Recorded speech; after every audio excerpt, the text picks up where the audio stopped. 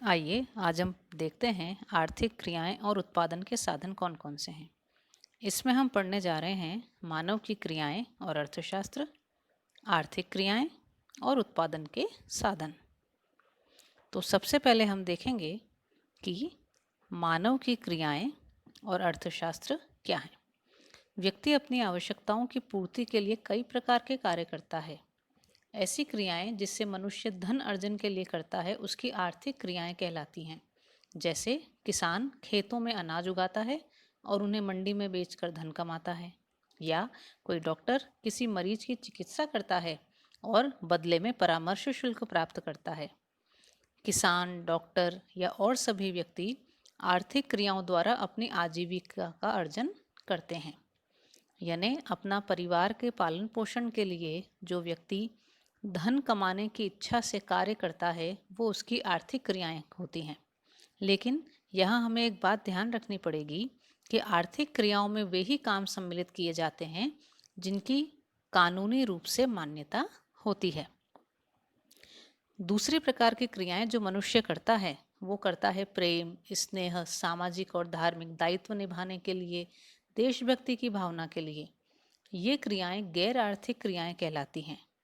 इन क्रियाओं के बदले मनुष्य किसी प्रकार के धन की इच्छा नहीं रखता, बल्कि इनके करने से उसे आत्मिक संतोष मिलता है, उसे खुशी मिलती है। जैसे माता अपने बीमार बच्चे की देखभाल करे या हम किसी जरूरतमंद व्यक्ति की सहायता करें। ये गैर आर्थिक क्रियाएं होती हैं। यहाँ एक और चीज़ ध्यान देने की है कि यदि कोई डॉक्टर कि सप्ताह में किसी एक दिन अपनी सेवा निशुल्क देता है तो ये एक दिन की सेवा उसकी गैर आर्थिक क्रिया कहलाएगी, क्योंकि ये वो समाज सेवा की भावना से कर रहा है, वो अपने सामाजिक दायित्व को निभाने के लिए कर रहा है। इसलिए जब कोई डॉक्टर किसी मरीज के चिकित्सा करके परामर्श शुल्क प्राप्त करता है तो वो उसकी आर्थिक क्रिया है। लेकिन जब वही डॉक्टर किसी स्थान पर, किसी धर्मशाला या किसी सामाजिक सहयोग के लिए किसी दिन निशुल्क सेवा देता है तो ये गैर आर्थिक क्रिया कहलाएगी। अब हम समझते हैं अर्थशास्त्र क्या है। हमने जाना था कि व्यक्ति आर्थिक क्रियाएं करता है, तो सामाजिक विज्ञान की जिस शाखा में हम व्यक्ति और समाज की आर्थिक क्रियाओं का अध्ययन करते हैं वो अर्थशास्त्र कहलाता है। इसमें हमने देखा कि व्यक्ति बहुत प्रकार की आर्थिक क्रियाएं करता है।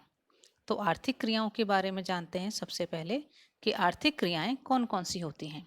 आर्थिक क्रियाएं हैं उत्पादन, उपभोग, विनिमय और वितरण। ये 4 प्रकार की आर्थिक क्रियाएं हैं। तो सबसे पहले हम जानते हैं उत्पादन के बारे में। मनुष्य की आवश्यकता के अनुसार कच्चे माल को नवीन रूप में बदल देना उत्पादन कहलाता है। जैसे बीज, खाद, भूमि, जल का प्रयोग कर किसान कपास, अनाज, फल, सब्जी उगाता है। वैसे ही किसी कपड़े के कारखाने में कोई कारीगर या टेलर परिधान बनाता है। ठीक ऐसे ही किसी बेकरी में आटे, घी, शक्कर आदि से बिस्किट, ब्रेड या केक बनाना भी उत्पादन ही कहलाता है। यहाँ पर बेकर्स यानी जो केक, बिस्किट या ब्रेड बना रहा है वह उत्पादक है, और बिस्किट, ब्रेड या केक उसके द्वारा किया जाने वाला उत्पादन। जब उत्पादन किया जाता है तो उसका दूसरी आर्थिक क्रिया आती है उपभोग। उपभोग क्या है? व्यक्ति जब अपनी आवश्यकता को संतुष्ट करने के लिए सेवा या उत्पादन का प्रयोग करता है। जैसे गेंद बल्ले से खेलकर बच्चे को प्रसन्नता मिलती है, या बिस्किट या ब्रेड खाने से हमारी भूख शांत होती है, ये उपभोग है। यहाँ पर उत्पादन को प्रयोग करने वाला उपभोक्ता है और सेवा या उत्पादन का प्रयोग करना उपभोग कहलाता है। जैसे कि एक डॉक्टर की सेवा का उपयोग करने वाला मरीज उपभोक्ता है और वह डॉक्टर द्वारा दी जा रही सेवाओं का उपभोग कर रहा है। आइए देखते हैं अब तीसरी आर्थिक क्रिया क्या है। तीसरी आर्थिक क्रिया है विनिमय।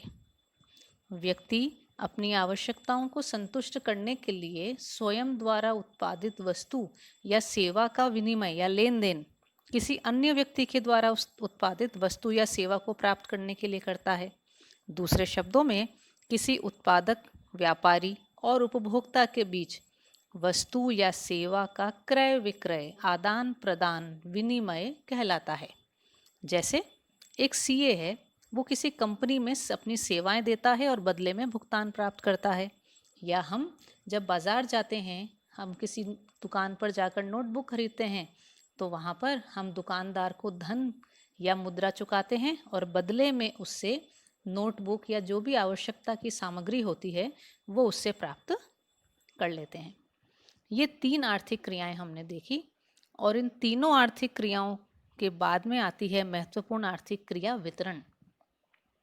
वस्तुओं और सेवाओं के उत्पादन के लिए उत्पादक को उत्पादन के साधनों की आवश्यकता पड़ती है। ये 4 हैं: भूमि, श्रम, पूंजी और प्रबंधक या उद्यमी। इन सबके संयुक्त प्रयासों से ही उत्पादन हो सकता है। उत्पादन का इन विभिन्न साधनों में विभाजन ही वितरण कहलाता है। दूसरे शब्दों में, उत्पादन के विनिमय करने के बाद, उसको क्रय करने के बाद, उत्पादन के साधनों में जब आय को बांटा जाता है तो उसे वितरण कहते हैं।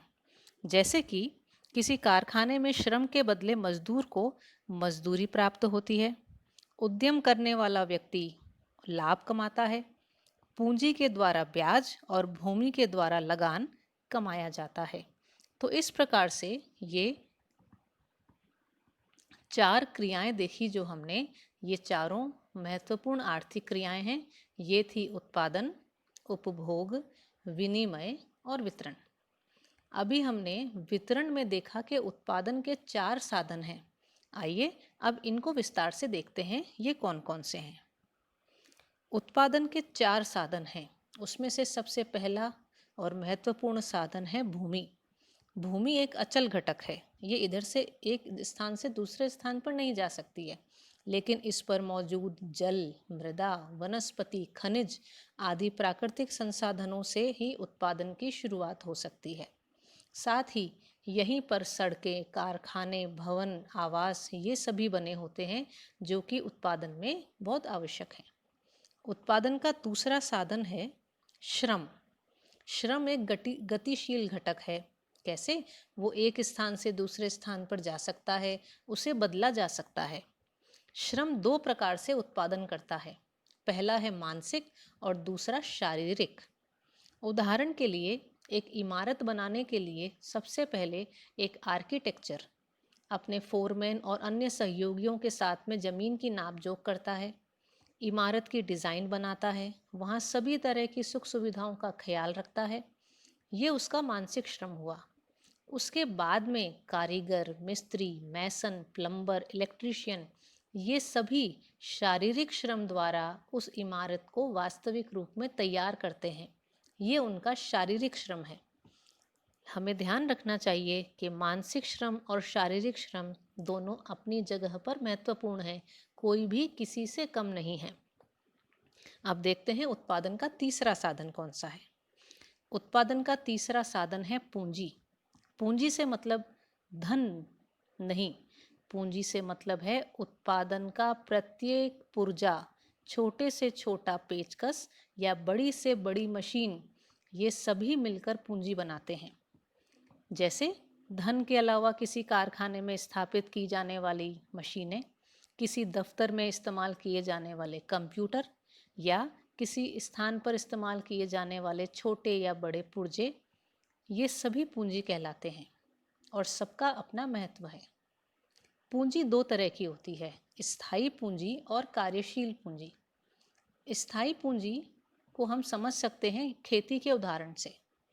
किसान जब खेतों में फसल बोने की तैयारी करता है तो कुछ चीज़ें उसके पास में पहले से मौजूद होती हैं, जैसे ज़मीन, ट्रैक्टर, पंप सेट, पाइप इत्यादि उपकरण। कुछ सामान ऐसे हैं जो उसे जाकर बाजार से या उपभोक्ता भंडार से अपने क्रेडिट कार्ड द्वारा खरीदने पड़ते हैं, जैसे खाद, बीज, कीटनाशक इत्यादि। तो जो सामान किसान के पास में पहले से उपलब्ध है, जिसका वो हर साल लगातार प्रयोग कर सकता है, वो उसकी स्थायी पूंजी है। लेकिन ऐसा सामान जो उसे हर बार बदलना पड़ता है, वो उसकी कार्यशील पूंजी है, क्योंकि वो उपयोग में आकर समाप्त हो जाते हैं। तो इस तरह से पूंजी दो प्रकार की होती है, स्थायी और कार्यशील पूंजी। उत्पादन का चौथा सबसे महत्वपूर्ण घटक उद्यमी। उद्यमी वो व्यक्ति है जिसे कहीं हम प्रबंधक कहते हैं, मैनेजर, कहीं हम उसे संगठनकर्ता कहते हैं, ऑर्गेनाइजर।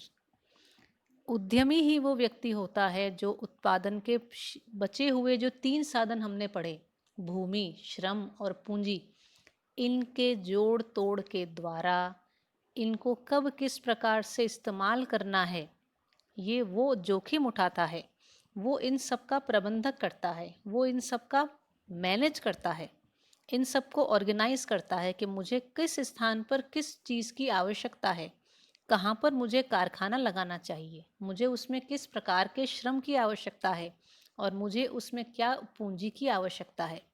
वो जोखिम उठाता है, इन सबको इकट्ठा करता है और उत्पादन का प्रयास करता है।